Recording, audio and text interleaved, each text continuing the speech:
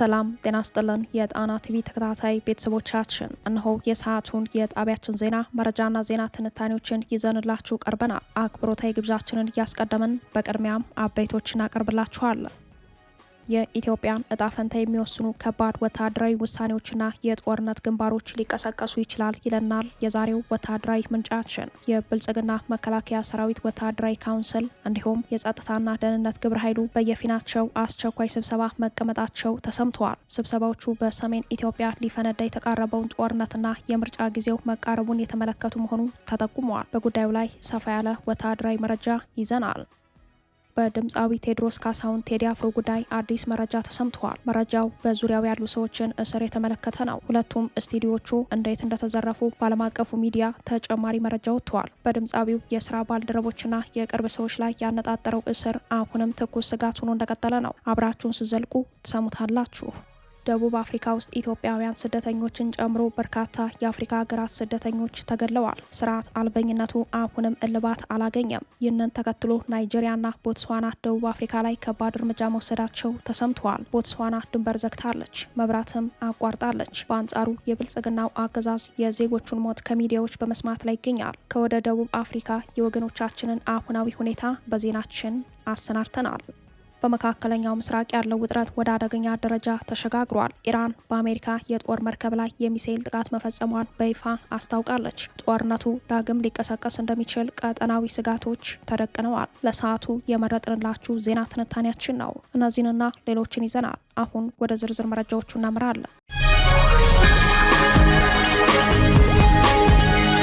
የብልጽግና መከላከያ ሰራዊት ወታደራዊ ካውንስል አስቸኳይ ስብሰባ መቀመጡ ተሰማ። በተመሳሳይ ሁኔታ የጸጥታና ደህንነት ግብረ ኃይሉ አስቸኳይ ስብሰባ መቀመጡ ተሰምተዋል። ስብሰባዎች በሰሜን ኢትዮጵያ ሊፈነዳ የተቃረበውን ጦርነትና የምርጫ ጊዜው መቃረቡን የተመለከቱ መሆኑ ተጠቁመዋል። የብልጽግና መከላከያ ሰራዊት በበላይነት የሚመራው ወታደራዊ ካውንስሉ በኢታማዦር ሹሙ መሪነት አስቸኳይ ስብሰባ በትናንትናው ዕለት በናዝሬት ከተማ መጀመሩን ወታደራዊ ምንጮች ጠቁመዋል። እንደ መረጃው ምንጮች ወታደራዊ ካውንስሉ አስቸኳይ ስብሰባ የተቀመጠው ህወሓት የትግራይ ጊዜያዊ አስተዳደርን አፍርሶ ወደ ቅድመ ጦርነት አስተዳደር ለመመለስ ከሚያደርገው ዝግጅትና ከቀጣዩ ጦርነት ጋር በተያያዘ ነው ተብሏል። በትይዩም ሀገራዊ ምርጫውን የተመለከቱ ዘመቻዎች ይመለከታል ተብሏል። በዛሬው ዕለት በመቀሌ ከተማ ለጦርነቱ መነሻ የሆነውን የቀድሞ ምክር ቤት ይዞ ስብሰባ የተቀመጠው ህወሓት የስብሰባው ውጤት የጄኔራል ታደሰ ወረደን ጊዜያዊ አስተዳደር በማፍረስ አዲስ ፕሬዝዳንት መሰየም እንደሚሆን ይጠበቃል። ይህ ሂደት ወደ ጦርነት የሚገፋ መሆኑን ተከትሎ የብልጽግናው አገዛዝ ወታደራዊ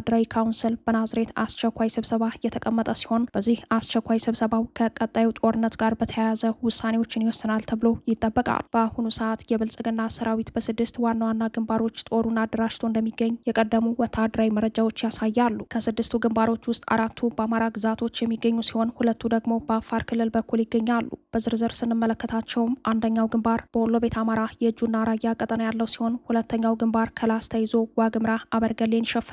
ሶስተኛው ግንባር የሁመራ ሱዳን ግንባር ሲሆን አራተኛው ግንባር ከጠለምት ይዞ የተከዜ መስመርን በመከተል የሚወርደው የወልቃይት አዲጎሹ ግንባር ነው። ቀሪ ሁለቱ የጦር ግንባሮች ደግሞ በራያ ቆላማ ቀጠናዎች ትይዩ ከአፋር አዋሳኝ በኩል የሚነሱ ሲሆን አምስተኛው ግንባር የሆነው በራያ ቢሶበርና ራያ ጨርጨር ትይዩ የሚገኙ ቀጠናዎች እንዲሁም የደቡብ ምስራቅ ትግራይ ቦታዎችን ይዞ ለመቀሌ ትይዩ በሆኑ በ100 ኪሎ ሜትር ርቀት ባሉ የአፋር አዋሳኞች የሚገኘው ቀጠና ነው። የመጨረሻውና ወሳኙ ግንባር በአፋር ቡሬ በኩል በኤርትራ ሰብ ትይዩ 6ኛ ግንባር ሆኖ ተመዝግቧል። በእነዚህ 6 ግንባሮች አሁን ካለው በተጨማሪ በርከት ያለ ጦር የማሰለፍ እቅድ ያለው አገዛዙ እንደ ኦሮሚያ ያሉ ክልሎችን የጸጥታ አቅም ሊጠቀም እንደሚችል መረጃዎች ያሳያሉ።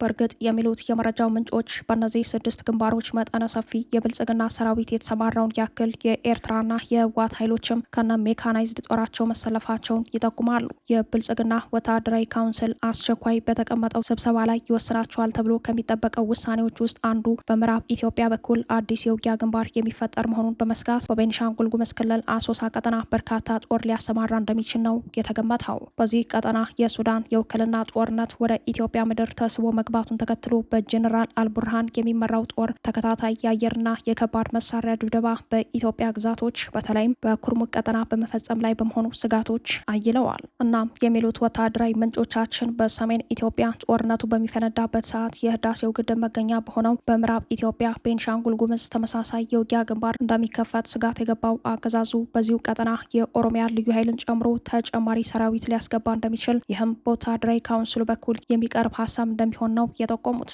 በተለይም በቋፍ ላይ ያለው የሰሜን ኢትዮጵያው ጦርነት በሚፈነዳበት ወቅት የብልጽግናው አገዛዝ የአስቸኳይ ጊዜ አዋጅ በማወጅ ሁሉንም መንግስታዊ አቅሞቹን ለጦርነቱ የሚያውልበት የህግ ሽፋን እንደሚፈጠር የጠቆሙት ምንጮች ቀጣዩ ጦርነት ድንበሩ የማይታወቅ የበርካታ ሀገራት እጆች የሚገባበት እንደሚሆን ስጋታቸውን አመላክተዋል። ምንም እንኳን የአማራ ክልል የህግ ይዘቱ በማይታወቅ የአስቸኳይ ጊዜ አዋጅ ስር ቢገኝም በቀጣይ በመላው ሀገሪቱ በፓርላማ ደረጃ የሚወሰን የአስቸኳይ ጊዜ አዋጅ እንደሚታወጅ ይህም ከሰሜኑ ጦርነት መፈንዳት ጋር የሚያያዝ እንደሚሆን የሚጠቁሙት የመረጃው ምንጮች ከተሞች ሊኖር የሚችለውን እንቅስቃሴ ለማፈን የብልጽግና የጸጥታና ደህንነት የጋራ ግብረ ኃይል የራሱን ስብሰባ እያካሄደ መሆኑን አያይዘው ገልጸዋል። ከትናንት ጀምሮ የብልጽግና ወታደራዊ ካውንስልና የጸጥታና ደህንነት የጋራ ግብረ ኃይሉ በራሳቸው መንገድ ለአስቸኳይ ስብሰባ መቀመጣቸው የሰሜኑን ጦርነት አይቀሬነት ያሳየ ነው ተብሏል። በተለይ ቅድመ ምርጫ ያሉት 3 ሳምንታት የሀገሪቱን እጣ ፈንታ የሚወስኑ ከባድ ወታደራዊ ውሳኔዎችና የጦርነት ግንባሮች ሊቀሰቀሱ እንደሚችል ነው የጣቢያችን ወታደራዊ ምንጮች የጠቆሙት።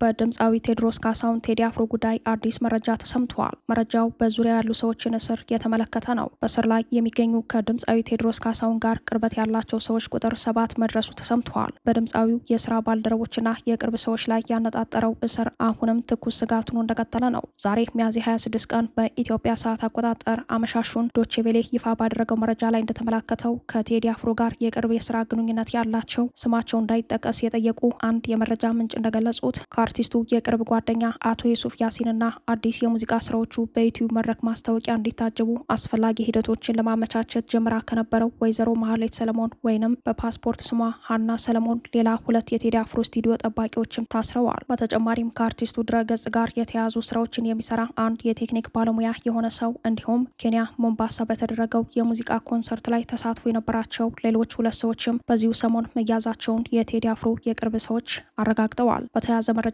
አዲስ አበባ ሲኤምሲ አካባቢ በሚገኘው የቴዲ አፍሮ ስቱዲዮ ጥበቃ ላይ የነበሩ 2 ጠባቂዎች ድርጊቱ በተፈጸመ ዕለት ሚያዝያ 18 ምሽት 3 ሰዓት ገደማ ስቱዲዮን በዘረፉት አካላት ድብደባ እንደደረሰባቸው በድጋሚ አስረድተዋል። በዚህ ስፍራ አቡጊዳ ስቱዲዮ ኤ እና አቡጊዳ ስቱዲዮ ቢ የሚል ስያሜ ያላቸው 2 ስቱዲዮዎች ተሰብረው መዘረፋቸው ይታወሳል። የፖሊስ የደንብ ልብስ የለበሱ ዘራፊዎች በገመድ 5ኛ ፎቅ ወደሚገኘው የአርቲስቱ ስቱዲዮ ለመግባት ሞክረው ሳይሳካላቸው ሲቀር በበር ለመግባት ሲሉ በመከልከላቸው ጥበቃዎች ደብድበዋቸው ሰብረው ገብተዋል ሲሉ የዘረፋውን ሂደት ለዶቼ ቬሌ አስረድተዋል። የቴዲ አፍሮ የቅርብ ሰው እንደገለጹት ዘራፊዎቹ ከሁለቱም ስቱዲዮዎች 2 ላፕቶፖች፣ 4 ስፒከሮች እንዲሁም የተለያዩ መሳሪያዎችን ወስደዋል። የተሰባበሩ ነገሮችም አሉ ያሉት የመረጃው ምንጮች በአጠቃላይ ስቱዲዮን ከጥቅም ውጭ አድርገውት ወጥተዋል ብለዋል። ከታሰሩት ውስጥ እስካሁን ፍርድ ቤት የቀረቡ 2 ማለትም አቶ ያሲን የሱፍና ወይዘሮ መሀሌት ሰለሞን ወይንም በፓስፖርት ስሟ ወይዘሮ ሀና ሰለሞን ብቻ እንደሆኑ የተናገሩት የመረጃው ምንጭ በእነሱ ላይም ፖሊስ የ14 ቀን የጊዜ ቀጠሮ እንደጠየቀባቸው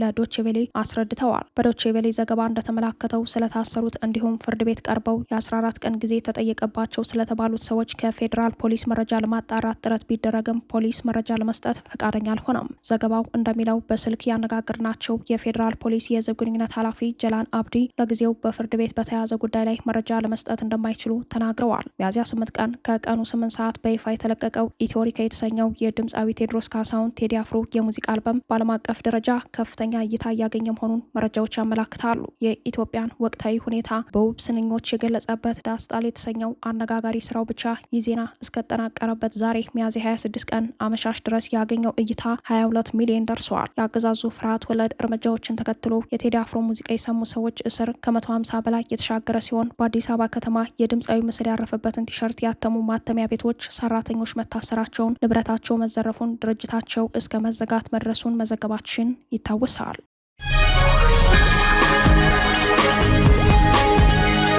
ደቡብ አፍሪካ ውስጥ ኢትዮጵያውያን ስደተኞችን ጨምሮ በርካታ የአፍሪካ ሀገራት ስደተኞች ተገድለዋል። ስርዓት አልበኝነቱ አሁንም እልባት አላገኘም። ይህንን ተከትሎ ናይጄሪያና ቦትስዋና ደቡብ አፍሪካ ላይ ከባድ እርምጃ መውሰዳቸው ተሰምተዋል። ቦትስዋና ድንበር ዘግታለች፣ መብራትም አቋርጣለች። በደቡብ አፍሪካ የአፍሪካ ስደተኞችን ማዕከል ያደረገ ግድያ መፈጸሙን ተከትሎ በርካታ የአፍሪካ ሀገራት በደቡብ አፍሪካ ላይ ቁጣቸውን እያሳዩ ነው። በደቡብ አፍሪካ በትንሹ 5 ኢትዮጵያውያን፣ 2 የናይጄሪያና 1 የቦትስዋና ዜጎች በአሰቃቂ ሁኔታ ከተገደሉ በኋላ እንደ ቦትስዋና ያሉ ሀገራት ለተፈጸመው ጥቃትና ግድያ ጠንካራ ምላሽ ከመስጠት ባሻገር ድንበር እስከ መዝጋት ደርሰዋል። ቦትስዋና በደቡብ አፍሪካ ላይ ጠንካራውን እርምጃ ከወሰዱ ሀገራት መካከል አንዷ ሆናለች። ሀገሪቱ ከደቡብ አፍሪካ ጋር የሚያገናኛትን ድንበር ከመዝጋት ጀምሮ ለደቡብ አፍሪካ የምታቀርበውን አገልግሎቶችን ሙሉ ለሙሉ ማቋረጧ ትኩረት ሳቢ ጉዳይ ሆኗል። የቦትስዋናው ፕሬዚዳንት ዱማ ቦኮ በደቡብ አፍሪካ በሚኖሩ የቦትስዋና ዜጎች ላይ እየደረሰ ነው ያሉትን የጥላቻ የጭካኔ ጥቃት በመቃወም